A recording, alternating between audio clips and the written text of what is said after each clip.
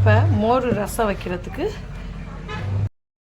அனைவருக்கும் வணக்கம். இப்போ மோர் ரசம் வைக்க போகிறோம். மோர் ரசத்துக்கு 1/2 லிட்டர் தயிர் எடுத்துருக்கோம். இதை மிக்ஸி ஜாரில் போட்டு நல்லா அடிச்சு மோராக மிக்ஸி ஜார்லேருந்து தயிரை மோராக்கி மிக்ஸி ஜார்லேருந்து ஊற்றுறோம். இதில் எவ்வளோ தண்ணி வேணாலும் கலந்துக்கலாம். நான் இப்போ ஒரு 1/2 லிட்டர் தண்ணி தான் கலக்கிறேன்.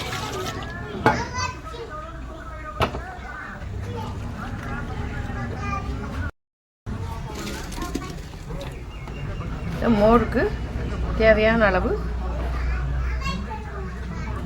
உப்பு போட்டுக்கிறோம்.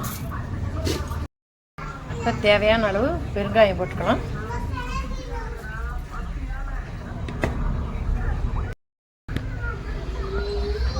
இப்போ தேவையான அளவு மஞ்சள்தூள் போட்டுக்கிறோம்.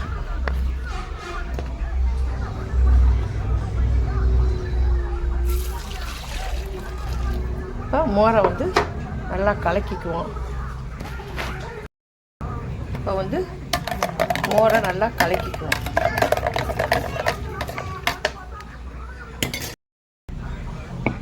இப்போ இஞ்சியும் 2 வெள்ளைப்பூடும் போட்டு மிக்சியில் 2 தட்டு தட்டி அடுப்பில் வடை சட்டி வச்சிட்டோம். இப்போ மோர் ரசத்துக்கு தாளிப்புக்கு தேவையான அளவு எண்ணெய் ஊற்றிக்குவோம். இப்போ எண்ணெய் காஞ்சிச்சு, கடுகை போடுவோம். கடுகு பொரியட்டும். கடுகு நல்லா பொரிஞ்சிச்சு. மிளகு சீரகத்தை போட்டுருவோம். மிளகு சீரகம் 2 வரமிளகா கருவேப்பிலை போட்டு தாளிச்சாச்சு. அப்படியே இறக்கிடுவோம். தாளிப்புகளை எடுத்து மோர் ரசத்தில் ஊற்றிடுவோம். இதில் நம்ம மோர் மிளகா வேணும். மோர் மிளகா வத்த மிளகாயோட 2 மோர் மிளகாயும் போட்டால் இன்னும் சூப்பராக இருக்கும்.